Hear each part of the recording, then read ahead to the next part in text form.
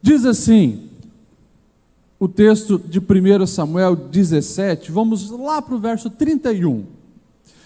O verso 31, ele diz assim: ouvidas as palavras que Davi falara, anunciaram-nas a Saul, que mandou chamá-lo.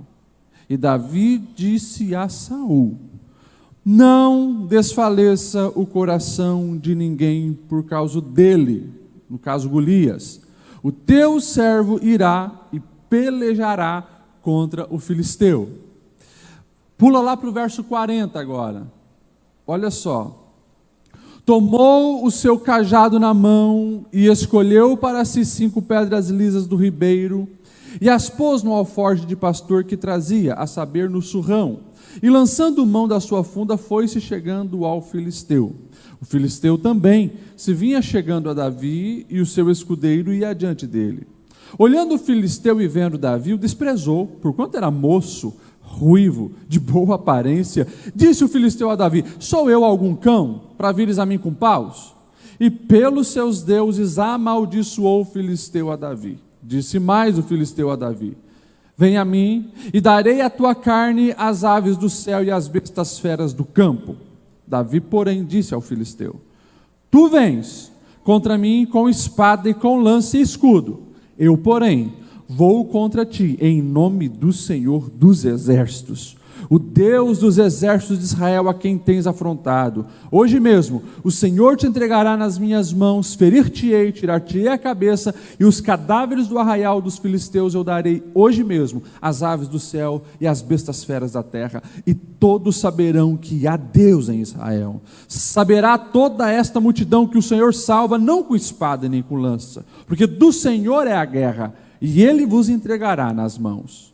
Sucedeu o quê? Dispondo-se o filisteu a encontrar-se com Davi, este se apressou, e deixando as suas fileiras, correu de encontro ao filisteu. Davi meteu a mão no alforje, tomou dali uma pedra e com a funda atirou. Feriu o filisteu na testa, a pedra encravou-se-lhe na testa e ele caiu com o rosto na terra. Assim prevaleceu Davi contra o filisteu com uma funda e com uma pedra. O feriu, o matou.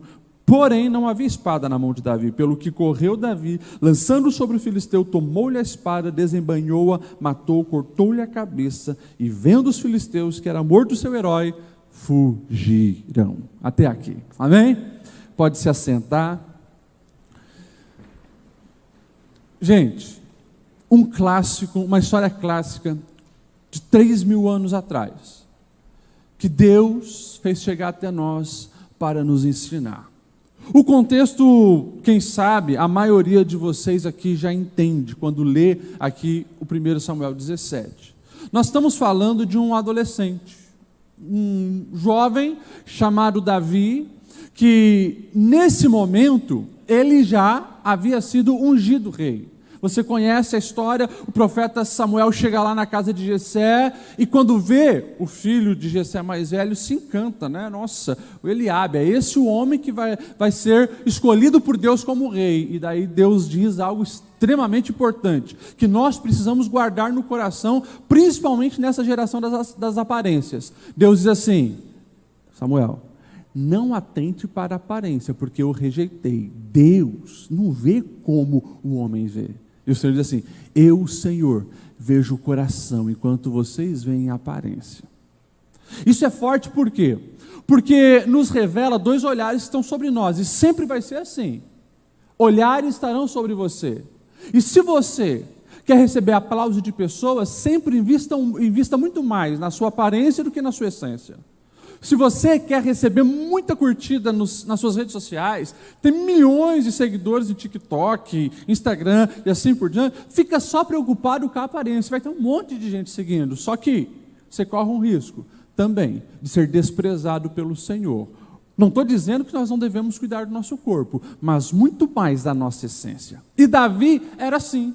Davi, ele procurava em fazer as coisas certas, cuidar do seu caráter, ser um jovem extremamente trabalhador, porque enquanto estava todo mundo lá, ele estava trabalhando, até que Samuel pergunta: tá, mas acabaram-se os filhos? Não, tem um menorzinho, está trabalhando. Chama ele lá. E quando Davi chega, ele é ungido. Interessante isso. Davi ele é ungido na frente dos irmãos, mas não sobe para a cabeça. Ele sabe que Deus escolheu ele, mas não sobe para a cabeça, porque a sequência da história vai mostrar um Davi que volta a pastorear as ovelhas. O tempo passa, a guerra se inflama entre Israel e os filisteus, e de repente lá estão os exércitos um guerreando contra o outro. E naquele tempo tinha algumas coisas curiosas e importantes para a gente entender. Primeiro, todo mundo sabe que batalha na antiguidade, quem vence é quem tem um melhor exército, no sentido também de ter carruagens, espadas mais afiadas e um número considerável de soldados. Mas as histórias começaram a mudar quando Deus entra nas batalhas. Por isso fala o Senhor dos exércitos, porque antes era matemática. Se eu tenho um exército de 1000, não tem como enfrentar um exército de 10.000, eu vou perder. Mas quando Deus entra nas batalhas, e a gente vê muitas histórias mostrando isso, 300 homens, como foi o caso de Gideão, destrói um exército de centenas de milhares. Por isso, o Senhor dos exércitos. Então, era assim, matemática as guerras. Mas como sempre havia muita matança, os exércitos e as nações entravam em acordos. Um dos acordos era, olha, para que a gente não tenha aquele sangue todo, muita gente morrendo, faz o seguinte, escolhe o melhor soldado de vocês, nós escolhemos o melhor do nosso exército, os dois guerreiam, e eles representam todo o exército. Se o de vocês ganhar, nós vamos servir vocês como escravo, mas se o nosso ganhar, vocês servem a gente como escravo. E assim foi. O exército dos filisteus já tinha um guerreiro, que se desenvolveu muito, Golias, um homem assustador aos olhos humanos, 2,90 metros de altura, extremamente forte, hábil na guerra, experiente na guerra. E o texto vai dizer assim, ele se posiciona e ele diz, mande um homem de Israel para lutar comigo. E você sabe que ninguém se manifesta. Ele volta no segundo dia, de manhã e à tarde. Ei, tem homem aí? Estou esperando, já passou 24 horas e ninguém veio. Ninguém. Terceiro dia, ninguém. Quarto dia, ninguém. E a bem da verdade escute isso, quando algo te desafia e você não se posiciona, pode ter certeza, cada vez mais o medo te domina e você se sente menor. E o teu adversário se sente maior. Se você não se posiciona, se prepara para isso. Golias vai desafiando, 40 dias. Golias desafiando o povo de Deus. Ninguém se manifestou. 40 dias. Aonde estava Davi? Pastoreando as ovelhas. Ungido rei, pastoreando ovelhas. Ungido rei, mas esperando o tempo de Deus. Ungido rei, mas colocando a mão lá nas cacacas das ovelhas, cuidando dos rebanhos. Por quê? Porque ele sabia que Deus havia escolhido, não por aparência, mas pelo coração de servo. E ele não queria perder essa essência. O pai dele, Jessé, diz, Davi, faz o seguinte, pega esses pão, esses queijos, pega um monte de coisa aqui, esse chocolate, leva lá para os seus irmãos que estão na guerra. E ele vai. Chegando lá, o texto vai dizer algo muito importante, que Davi, então, ele escuta o desafio. Olha só, o verso 32 que nós lemos, vai falar que Davi, ele escuta o desafio, ele diz, como assim? 40 dias desafiando, e por que vocês não lutaram? Por que vocês não funcionaram? Cadê o rei? E todo mundo, com medo, com vergonha. Era muito forte aquele homem, era um guerreiro que não tinha como vencê-lo. E Davi fica curioso, o que o rei prometeu que vai dar para quem lutar? Olha, primeiro, vai se tornar um príncipe, fazer parte da família do rei, porque vai casar com a filha do rei. Segundo, não vai mais pagar imposto. E outra, vai ser honrado por todo o povo. Davi diz, quem esse incircunciso pensa que é, para desafiar o povo de Deus?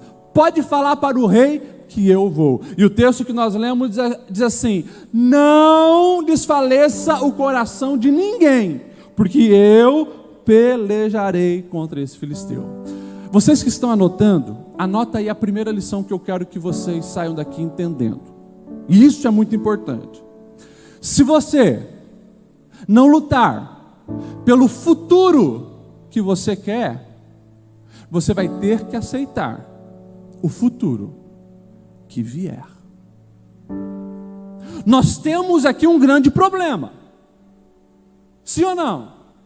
Nós temos aqui um povo inteiro amedrontado e nós temos aqui um futuro colocado em xeque. Por quê? Porque você acha que o prejuízo seria só para os soldados que estavam na batalha? Assim que os soldados fossem escravizados, todo o povo seria levado escravizado. Nós estamos falando de mulheres sendo abusadas. Nós estamos falando de crianças sendo colocadas na escravidão. Davi, ele ouve aquele desafio, ele diz: não pode ser assim. Eu vou lutar contra esse gigante. Ele sabia que se ele aceitasse e entrasse no comodismo igual todos os outros soldados, ele seria escravo, o futuro dele estaria comprometido. Não vai ser assim. O que isso tem a ver com cada um de nós? Tudo. A não ser que na sua vida não tem problema. Tem alguém aqui que não tem nenhum problema na vida? Levanta a mão. Todos nós temos. E isso que vocês ainda nem chegaram na fase de pagar aluguel, conta de luz, né? Mas todos temos problemas. Surgem gigantes, desafios, problema. Escute isso. Os problemas, eles servem como combustível para nós desfrutarmos daquilo que Deus deseja fazer em nós e através de nós. Entenda isso. Quem sabe você é um adolescente que chegou aqui muito preocupado com um monte de coisa, problema. Mas se aproxime de Deus a ponto de enxergar no problema uma oportunidade para você viver o que Deus deseja que você viva. Ah, pastor, mas a gente ficou sabendo ali, né? O Davi foi ungido para ser rei. Pois é. Só que eu quero dizer que você tem um privilégio muito maior que Davi não teve. O privilégio de conhecer Cristo Jesus, ser salvo por Cristo Jesus, os pecados perdoados por Cristo Jesus. Ou seja, o fato de você ser igreja te torna amigo de Cristo, noiva do Cordeiro. Isso é ou não um privilégio? A pergunta é: por que muitas vezes nós nos acovardamos e não tomamos a posição como igreja? Se tem problema, eu preciso me posicionar como resposta. Você precisa se posicionar como resposta. Pastor, realmente na minha escola a gente vê literalmente os colegas se perdendo. Prostituição, pornografia, depressão, ansiedade. Problema. Uma geração, a geração de vocês, é uma geração também com os seus problemas. Quando eu dou palestra nas escolas, e agora depois da pandemia não pude mais, a fila depois que a gente acaba as palestras é enorme. Uma galera com os punhos cortados, uma galera que bota para fora as desilusões familiares, os casamentos dos pais destruídos, muitas vezes os pais presos na droga, na cachaça, em tanta porcaria, adolescentes presos no pecado. Ou seja, nós, em 2021, se nós olharmos para os lados, nós vamos ver uma geração problemática. Nós vamos ver uma geração acovardada. Uma geração que muitas vezes está como esse exército de Israel, não sabe o que fazer. Até que chega alguém que está em sintonia com os céus e diz: eu vou fazer alguma coisa. Muda essa pergunta. Qual pergunta, pastor Lediel? A pergunta que muitas vezes nós fazemos, identificamos o problema, e a gente pergunta: quem vai fazer alguma coisa? Alguém tem que fazer alguma coisa. Não! Quem tem que fazer alguma coisa é você, sou eu. Nós precisamos fazer alguma coisa. Quem era Davi? Experiente em guerra? Tinha a espada mais afiada? Era alguém que tinha derrotado alguns gigantes? Não! Inexperiente de batalha, tanto que por 2 vezes o texto vai dizer, era um menino de boa aparência, ou seja, não tinha cicatriz, cara. Esse cara não tem calo na mão de soldado, ou seja, é um mocinho simples. Mas Davi sabia do valor que ele tinha para Deus e porque Deus o tinha chamado. Então, a partir de hoje, por favor, quando você vê um problema na sociedade, na sua casa, diante de você, ali está o combustível necessário para você se posicionar e fazer grandes coisas para Deus. Talvez você está aqui e você está dizendo, pastor Lidiel, mas o gigante não é só fora, não é só eu identificando problemas na minha família, na minha escola, na minha geração. Eu também estou com um grande problema. Tem um gigante que se levantou. Tem gigante que se levanta para adolescente, sim. Tem adolescente cristão chamado por Deus para fazer grandes coisas em depressão. Eu fui um adolescente depressivo. Aqui em Blumenau, quando nós chegamos em Blumenau no ano de 2000, nós morávamos aqui em cima na casa pastoral. E eu não consegui me enturmar com a galera. Vim de Lages, tinha muitos amigos, cheguei aqui, tudo diferente, tudo novo, por uns 3 meses, depressivo. Não gostava muito de sair do quarto, ia para a escola meio forçado, até que as experiências com Deus foram mudando esse cativeiro, e eu entendi, não adianta eu ficar esperando alguém fazer alguma coisa, eu preciso me posicionar. 16 anos, e Deus foi me dando graça. Se o pessoal não está vindo conversar comigo, eu vou. Se não me chamaram para fazer parte de um conjunto, eu vou. Eu comecei a dar aqueles passos para fora da bolha, e as coisas foram acontecendo. Gigante da depressão. Hoje nós vemos muito adolescentes esmagados pelos gigantes do pecado. Pecado como da pornografia, pecado como da imoralidade. Claro, é resultado do que entra. Jesus já dizia há 2000 anos atrás, se os teus olhos forem bons, o resto será bom. E essa geração de hoje pensa que pelo fato de ser virtual não prejudica, e a alma está apodrecida, e os propósitos de Deus na sua vida têm sido comprometidos. Então tem que se posicionar contra o gigante do pecado, porque pecado, ele inicia e ele leva à morte. É assim. O nosso adversário, ele é muito astuto. Ele vai colocando ciladas para te prender e destruir. Uma vez eu estava vendo um documentário, Os Caçadores de Javali, e eles falavam assim, olha, é um processo até você pegar e poder matar os javalis. É bem simples. Você escolhe um lugar no meio da mata, e você coloca naquele lugar a comida, e você deixa ali. Por uns 3 dias você vai lá, coloca a comida, e eles vão lá comer. Depois que eles já se acostumaram com aquele lugar, você vai e coloca a primeira tela, assim, e a comida ali. Eles vêm, estranham um pouco, mas também passam uns 3 dias, eles se acostumam com aquela tela, e eles estão indo lá comer na boa, sem medo. Depois que eles se acostumaram com uma parte da tela, você vem e coloca a segunda parte. Passam uns 3 dias, eles se acostumaram com a primeira e com a segunda parte. Depois você vai e coloca a terceira parte, e eles vão e se acostumam, e eles vão comendo, e de repente você coloca a parte final, a quarta parte, que é aquela que cai, quando eles estiverem lá. Ou seja, é um processo. É assim que o diabo faz para prender. Ele joga isca, e aos poucos ele vai minando, comprometendo os propósitos de Deus na sua vida. Ele vai te prendendo, até o momento quando você pensa que vai sair, é tarde demais.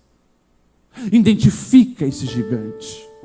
Há um gigante, você sabe o nome dele, ou fora ou dentro, que precisa ser colocado por terra, e Deus já capacitou você para fazer grandes coisas. Só não se conforma, só não se acostuma, só não permita que a vida vai acontecendo e você numa boa.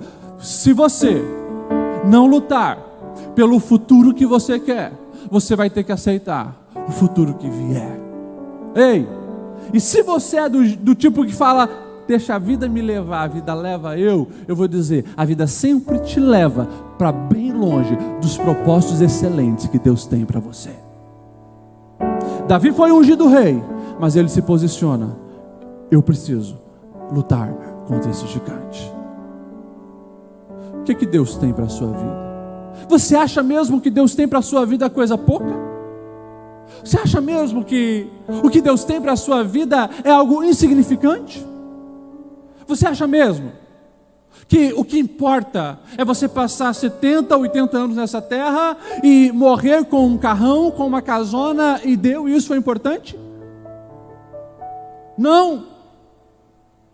Deus te chamou, e eu sei que cada um de vocês aqui tem uma chama dentro de vocês, que essa chama arde, dizendo: há algo especial de Deus para você. E é verdade, há algo especial de Deus para cada um de nós, e nós não podemos nos conformar em nada que esteja abaixo disso, mas depende de você.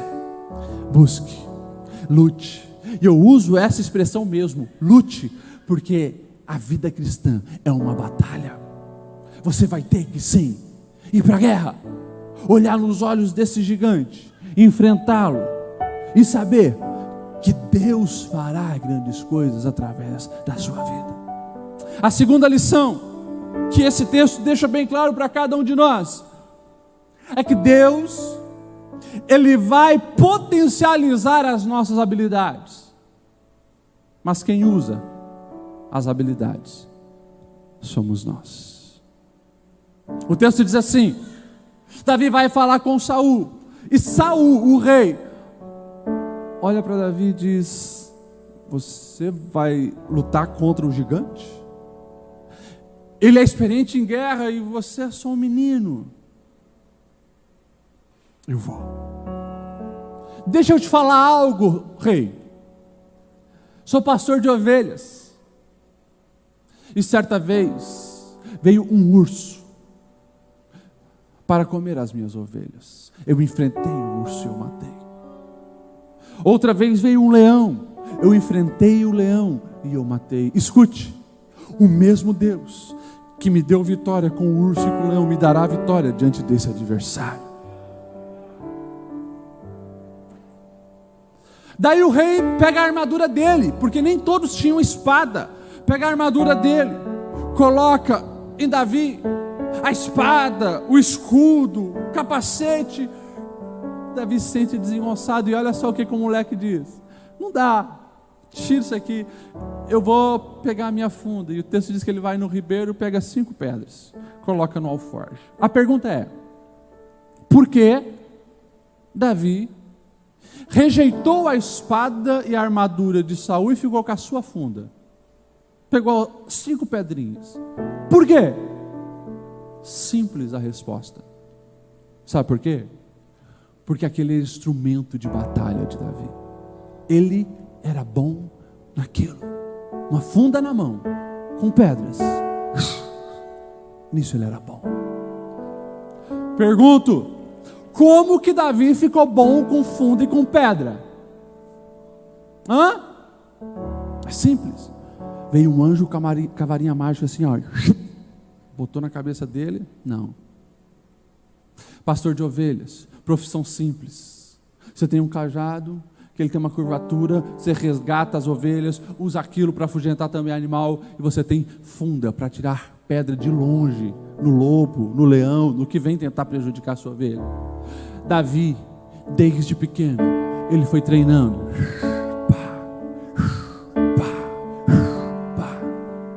Primeira vez, errou todas. De 10 errava todas. Depois de 10 errava 9, acertava uma. Acertava 2, errava 8. E foi.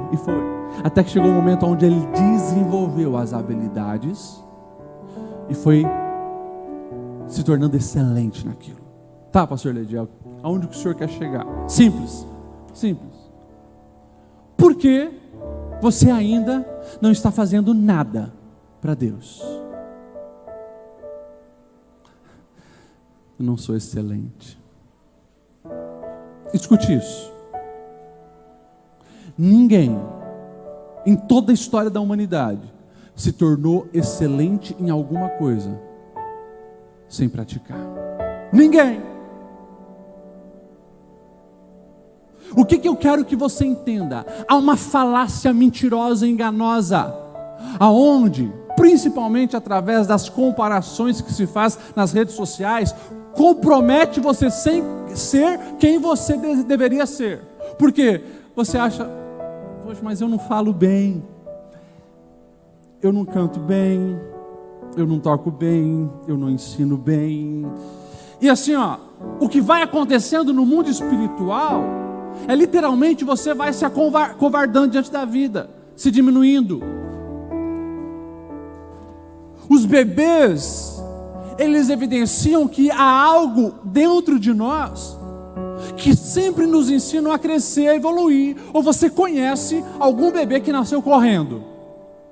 Alguém aqui foi um bebê que nasceu correndo? Mas se hoje eu pedir para vocês correr, ninguém consegue pegar alguns adolescentes aí, são rápidos demais.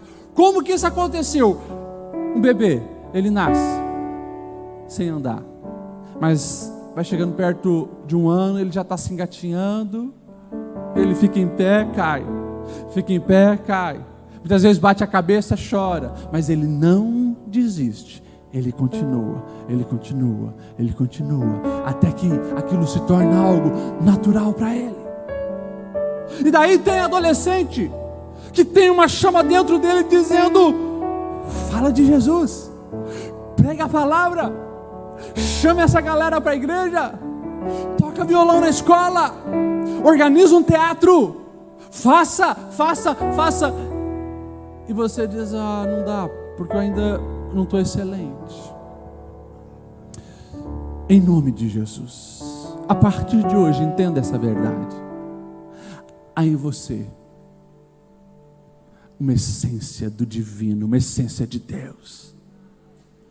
E você em Deus, vocês poderão fazer grandes coisas. Davi, ele escolhe a fundo, ele diz: isso eu sou bom, é com isso que eu vou enfrentar, mas eu não vou no meu nome, eu vou em nome de Deus, eu uso o que eu sei fazer. Agora, quem vai fazer realmente acontecer é Deus, eu sou só um instrumento na mão dele. E ele pega aquela pedra, na mão de Davi era uma pedra, mas na mão de Deus aquilo virou um míssil. É assim. Ei, a voz do Senhor fala com cada um de nós hoje. Escute isso. Você vai usar as suas habilidades, agora é Deus quem vai potencializar elas. Então comece a usar, faça alguma coisa. Deus não chamou você para ser um espectador. Deus não chamou você para ser um crente de banco. Deus não chamou você ou te colocou naquela família, naquela escola, para você ficar de braços cruzados admirando o caos. Não. Deus chamou eu e você para fazermos algo relevante em prol da sua obra. Davi, ele entende isso. Ele sai do meio da multidão e ele diz: eu vou, pega a sua funda. Deus usa, e de repente o gigante está no chão. Comece a fazer. Comece a fazer. Talvez você olhe hoje para o pastor Heckman, como ele prega bem, mas senta para ouvir como era no início. Talvez você, nossa, o pastor Lediel fala bem. Gente, quando eu comecei a pregar, também na minha adolescência, de 17, 18 anos, eu mais bebia água que pregava. Tinha que pedir para os irmãos, só um pouquinho de beber água aqui, que secava a boca. E muitas vezes as pessoas falaram: você não tem jeito para isso. Mas eu sabia o chamado de Deus. Pastor Heckman sabia o chamado de Deus. Qualquer pessoa hoje, você vê os músicos tocando aqui, tiveram um começo de muita desafinação, de muita nota errada. Qual é o segredo? Não desanimaram. Desenvolvemos habilidades à medida que nós praticamos.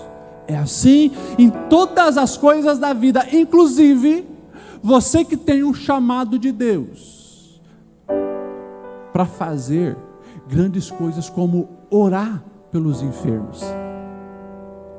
Tem coragem? Tem ousadia? Falei na água, ela veio, né? Obrigado. Ei, Deus já colocou em você tudo que você precisa. Agora tenha coragem e ousadia. Ouviu que alguém está enfermo? em nome de Jesus, eu repreendo essa enfermidade. Não é no teu nome, mas é através de você. Sabe que tem alguém preso na depressão, fale do amor de Deus, esteja junto, esteja presente, se coloque em brechas de intercessão. O poder da oração na madrugada, o poder de orar por quem não gosta de você. Tem gente que não quer nem te ver, ora por essa pessoa. Você vai ver que no mundo espiritual as coisas vão acontecendo e Deus vai forjando você para ser um instrumento poderoso nas mãos dele. Amém ou não amém? Terceira coisa que fica muito claro nesse texto é que sempre vai se levantar oposição. Escute isso. Escutem bem e levem isso para a vida de vocês. Quando você se posiciona para fazer algo relevante, para ser resposta, se prepara. Vai vir crítica, vai vir pedrada. Se prepara. Vai se levantar oposição. A vida é assim, tanto no real quanto no espiritual. No mundo espiritual é assim. É como diziam para mim quando eu era uma criança ruim de futebol e eu ouvia muitas vezes, não, o Ledial a natureza marca. E de fato eles deixavam a natureza marcar, porque não tinha nenhum dos caras querendo roubar a bola quando vinha para mim, que quase nunca vinha, porque eu era ruim mesmo quando eu era criança. No mundo espiritual é assim. Se você não incomoda o mundo espiritual, se o diabo conseguiu prender você numa distração onde você passa o dia só jogando videogame, você não ora, você não muda a vida de ninguém, o casamento dos teus pais está uma porcaria, você não se posiciona na brecha, cara, pode ficar tranquilo, não vai acontecer nada, porque você não incomoda o inferno. Agora, quando você se posiciona para orar, para guerrear, não, eu vou salvar aquele meu amigo que está caminhando para o abismo, eu vou ser instrumento de Deus para restaurar o casamento dos meus pais. Quando você se posiciona, vai ter guerra. É assim. E é claro, como que acontecem as batalhas espirituais? O texto que nós lemos, ele fala isso de uma maneira muito clara, porque assim, quando Davi se posiciona e diz, eu vou enfrentar Golias, o irmão dele de sangue, chega para ele e diz, cara, o que você está fazendo aqui? Com quem você deixou aquelas poucas ovelhas lá? Eu conheço o teu coração, Davi, você é mau de coração. Olha só, o irmão, em vez do irmão que também estava vendo o problema, que estava acovardado, dizer, cara, que bom, nós precisamos de alguém corajoso, ousado com você. Não, sai daqui, cara. É assim. Quando o rei vê, olha só o que o rei diz, mas você é um moço de boa aparência, cara. Tipo assim, você não tem aparência de guerreiro, ou seja, não dá, você não vai conseguir, não vai dar nada, não vai dar certo, tira isso da cabeça, para com isso. Essas são as palavras que vocês vão ouvir o tempo inteiro. Escute, muitas vezes, de pessoas próximas que era para estar apoiando você. Quando você diz, não, poxa, a nossa congregação está sem louvor, ô pastor, eu vou aprender a tocar um instrumento, vamos começar. Pode ter certeza, alguém vai se levantar e diz, para com isso, cara, já tentaram e ninguém fez. Não, eu vou evangelizar minha rua. Para, cara, esse pessoal aí não quer nada com Deus, né? É sempre assim, sempre foi assim. É só você pegar a história de Gênesis e Apocalipse, todas as histórias estão mostrando isso. É um Noé, vai construir a arca e o povo começa a murmurar.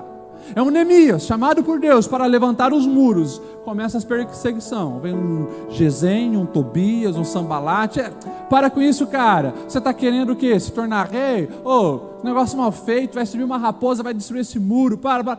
Mas no mundo espiritual as coisas estão acontecendo, e Deus está fortalecendo Neemias, guiando Neemias, os muros vão ser restaurados como foram, e Deus foi glorificado através da vida dele.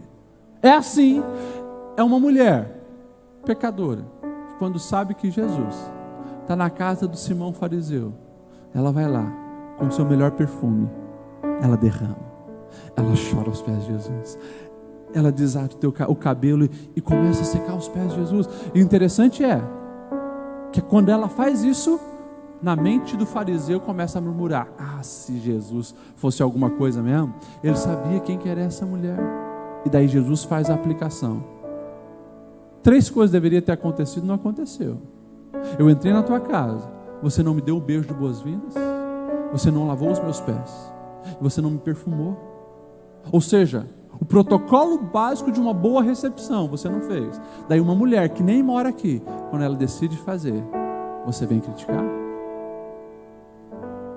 É assim. Mas escute o que eu vou te falar. A partir do momento que na sua vida você decide agradar a Deus acima dos homens, isso muda tudo. Porque enquanto alguém está falando mal, alguém está tentando puxar o teu tapete, Deus está aplaudindo, Deus está indo na frente, Deus está pelejando contigo. Então vale a pena servir a esse Deus de todo o coração. Vale a pena colocar as nossas habilidades nas mãos dele. Vale a pena levar pedrada, ouvir crítica, mas também ver os resultados acontecendo. No ano de 2008, quando eu voltei do seminário, eu falei: nós vamos mudar. Sabe como é que chamava a FT antes? Força Team? Quem sabe? Como é que era, Heckman? UAA de Blue. UAA de Blue. União dos Adolescentes da Assembleia de Deus. Nada contra. Mas aí eu disse: vamos mudar. Vamos botar Força Team, um negócio mais dinâmico. Vamos revolucionar os nossos adolescentes. Você não imagina quanta pedrada eu levei. Veio do seminário, que essa mente agora revolucionária vai trazer um mundo para dentro da igreja. Quando eu me posicionei junto com 2 outras pessoas para fundarmos em 2009 o Escotim, pedrada. Esse negócio aí vai botar esporte dentro da igreja. E de fato teve um congresso, não sei se vocês se lembram, a gente botou rapel aqui. A gente botou rapel aqui. Muitas críticas, muita pedrada. Mas olha vocês aqui. Valeu ou não valeu a pena? Valeu a pena. O reino de Deus cresceu, vidas foram edificadas. Agora, tudo na vida tem um preço a se pagar. A diferença é, quem que eu quero agradar? Se eu quero agradar a Deus, eu preciso estar em sintonia com Deus. Ele direciona, Ele ajuda, Ele faz acontecendo, Ele vai desbaratando os inimigos e as coisas vão acontecendo. O reino se expande. Blumenau, ele ainda precisa ser muito mais impactado pelo poder de Deus. E sabe quem que vai fazer isso? Quem? Não é nós, fala eu. Quem? Porque o nós, ele é meio genérico. É nós vamos limpar a cozinha. Daí o fulano diz, o ciclano ele lava, e daqui a pouco ninguém fez nada. Já viu a velha história de muitos adultos cuidando da mesma criança na piscina, que a criança morre afogada, porque um pensa que o outro está fazendo. Muitas vezes a gente só pensa na coletividade. Não, nós vamos mudar Blumenau. Mas quando você diz, eu vou, com o meu pouquinho, daí eu faço uma outra pergunta. O que você está fazendo? O que você está fazendo hoje para mudar a sua cidade? O que você está fazendo hoje para derrotar os gigantes? Pastor, preciso fazer mais. Deus já te deu as habilidades. Comece a praticar. Comece a usar. Quantos tem celular? Levanta a mão quem tem celular. Levanta a mão quem tem celular. Praticamente todo mundo tem celular. Quem hoje já mandou uma mensagem de fé e esperança para alguém através do celular? 1, 2, 3, 4, 5, 6, 7, 8, 9. Só 9. Dá muito trabalho?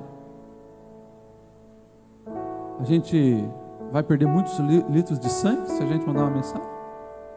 Uma mensagem pode mudar uma vida. Quantos já fizeram um videozinho compartilhando de uma maneira bem breve a palavra de Deus? Nessa semana que passou, quem fez? 1, 2, 3, 4, 5, 6, 7, 8, 9. 9. Quem entrou no perfil de alguém que não é crente e mandou uma palavra de Deus nessa semana que passou? 1, 2, 3, 4, 5. É pouco. A gente precisa fazer mais. Tem um jovem nosso aqui de Santa Catarina, eu admiro ele, já falei para ele. Ele está fazendo invasão de lives. Você sabe o que é isso? Invasão de lives? Vou te explicar o que ele faz. Ele invade lives de gente famosa. É bem simples. Ele tem um grupo, né, que eles oram pelas pessoas e eles buscam palavras de edificação para a alma. O nome é Projeto Alma Live. E o que eles fazem? Eles entram na live, por exemplo, quem que é aí que os adolescentes gostam de escutar? Uma banda, um cantor, hoje? Hoje o mais bombado aí. Enfim, vou pegar Gustavo Lima. Não é, né? Nossa, vocês estão rindo. Vamos lá. O Gustavo Lima publicou lá, hoje à noite às 21 horas vai ter uma live, vai bombar e tal. E você sabe que dá milhões de pessoas assistindo o Gustavo Lima, não é? Sabe o que o pessoal da Alma Live eles fazem? Hoje é a invasão, às 21 horas, vai ser Gustavo Lima. E daí todo mundo entra para assistir o Gustavo Lima. E de repente abre lá o espaço para os comentários. E daí no espaço dos comentários, o pessoal começa a escrever, aceita o convite de conversa do fulano, aceita o convite de conversa do fulano. Daí o cara que é famoso, ele nem sabe quem que é o fulano, mas tem 300 comentários dizendo aceita ele, de repente o convite piscando lá, e ele aceita, e daí ele entra. Desculpa invadir a sua live, nós estamos aqui só para orar para a sua vida, dizer que você é importante para Deus, e ali ele começa a ministrar milhões de pessoas assistindo. O que é isso? Alguém que no mundo digital viu uma oportunidade de evangelizar. Vocês vivem uma geração de uma oportunidade de comunicação nunca visto na história da humanidade. Vocês podem conversar com gente do mundo todo. Só que, ao mesmo tempo que é uma grande oportunidade, escute isso que eu vou dizer, os demônios, eles sabem disso. Os demônios sabem que se você se posicionar e viver o que Deus deseja que você seja, o inferno vai ser desbaratado. Então os demônios eles precisam comprometer o potencial de vocês. E como que eles fazem isso? Distração. Distraia o fulano com muitas horas jogando videogame. Distrai o fulano com muitas horas assistindo Netflix. Distrai o fulano com muitas horas. E assim a gente vai. Quando a gente viu, as 24 horas se passaram e nós não usamos nada para desenvolver algo para o reino de Deus. Não estou dizendo que assistir seriado é pecado, não estou dizendo que jogar videogame é pecado, mas se isso tem te prendido, se não está sendo feito com equilíbrio, esse privilégio tornou-se algo pecaminoso na sua vida. E não é só com adolescentes, é jovens, adultos, idosos. A era da distração, e a gente perdeu o foco. Tem um gigante esmagando ao nosso redor, e a gente está perdendo horas na frente de uma tela. Alguma coisa está errada. A gente precisa se posicionar, porque nós corremos um sério risco de passar a nossa geração, passar os nossos anos de vida de juventude, que a gente está com toda gás, com toda força, e quando a gente vê, passou a vida, a gente olha para trás e a gente não fez nada. Esse é o tempo de você fazer valer a pena. Deus chamou cada um de vocês para um grande projeto. Se posiciona nessa batalha e seja como um Davi. Distração, comparação, perca da identidade. Se você perdeu a identidade como um servo de Deus, já era. Você entra na forma do mundo. Eu amo Davi, porque Davi, ele sabe quem ele é, e ele sabe quem é Golias. Quem esse incircunciso pensa que é para enfrentar o exército do Deus vivo, ou seja, maior é o que está conosco. E daí quando eles vão para o embate da batalha, isso aqui é muito interessante.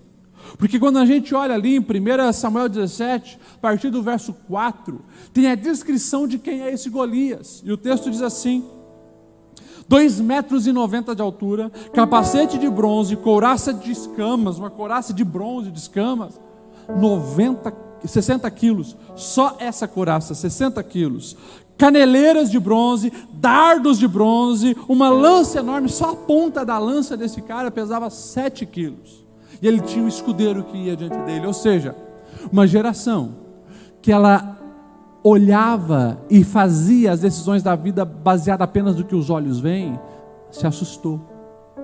Daí, lá vem um menino, com uma funda, com pedra. O que Golias faz? Golias, ele percebe uma coisa: Golias é um cara extremamente inteligente, não é um brutamonte retardado, não, extremamente inteligente.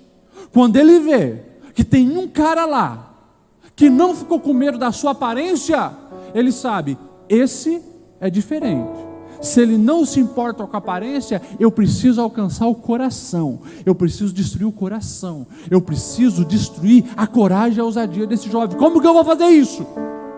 Se não é a minha aparência, palavras. Daí, Golias, esperto, essa espada ele vai usar. E o texto diz assim: enquanto isso, o filisteu com seu escudeiro à frente vinha se aproximando de Davi, olhou para Davi com desprezo. O texto diz assim, verso 41, viu que era só um rapaz ruivo de boa aparência e fez pouco caso dele. Então Golias disse a Davi: por acaso eu sou um cão para que você venha com um pedaço de pau contra mim e pedras? E o texto diz assim: e o filisteu amaldiçoou Davi, invocando seus deuses, e disse: vem aqui, e eu vou dar a tua carne às aves do céu e aos animais do campo. Olha só, o menino teve coragem, não se assustou com a aparência. Eu uso palavras para acovardar esse moleque. 3.000 anos se passaram, e o nosso adversário usa a mesma tática para desanimar, é palavras. Muitas vezes, nem falada pela língua, digitada com os dedos. É um comentário que você permite que te destrói. É uma crítica maligna, não construtiva, que vem para te abalar. É alguém que tece comentários no WhatsApp ao teu respeito, e você permite que isso entra, e se entrar, já era. Você perde a noção de quem você é. Ei, estão falando aí que vocês são geração Nutella, mas isso não é verdade. Geração mole, que não aguenta uma crítica, uma repreensão, isso não é verdade. Vocês são escolhidos por Deus para fazerem grandes coisas, mas guarde o coração de vocês, para vocês entenderem que são filhos de Deus. Olha Davi, ele se posiciona e diz: não, escute Golias, você está equivocado, porque o que você falou vai acontecer contigo. A tua carne eu vou entregar às aves de rapina e às bestas feras do campo. E tem mais, nós vamos pegar cada um do exército dos filisteus. Sabe por quê? Porque você vai vir contra nós com espada e lança, mas nós vamos em nome do Senhor dos exércitos. E aí que está a diferença. Davi, ele sabe do seu potencial, mas ele sabe que todo o seu potencial está alicerçado numa rocha sólida, que é o seu Deus. E eu pergunto, há algo maior do que Deus? Há alguma força mais poderosa do que o nosso Deus? E é justamente por isso que todo final de culto nós encerramos com a pergunta que Paulo faz: se Deus é por nós, se Deus é por nós, leve isso a sério. Não existe ninguém maior do que o nosso Deus. Se Ele é por nós, já era. Nós já somos mais do que vencedores. E a pergunta é: por que o medo? Por que a depressão? Por que a ansiedade? Por que esse receio de viver? Por que medo do futuro? Por que medo de se posicionar? Por que medo de falar das verdades eternas? Por quê? Porque muitas vezes nós estamos com o foco desajustado. Mas é em nome do Senhor Jesus, um novo tempo se inicia para cada um de nós. Deus nos convoca para essa batalha e para derrotarmos gigantes.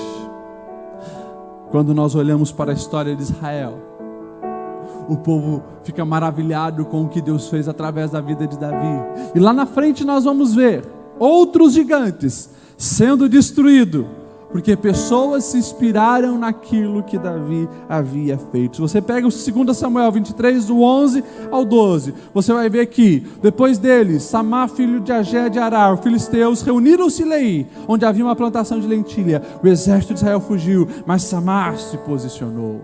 E a gente vai ver outros gigantes sendo destruídos pelos valentes de Davi, que se inspiraram nele. Você vai fazer grandes coisas para Deus na sua geração, e você vai inspirar outras gerações a viverem os milagres de Deus, as bênçãos de Deus e os projetos de Deus.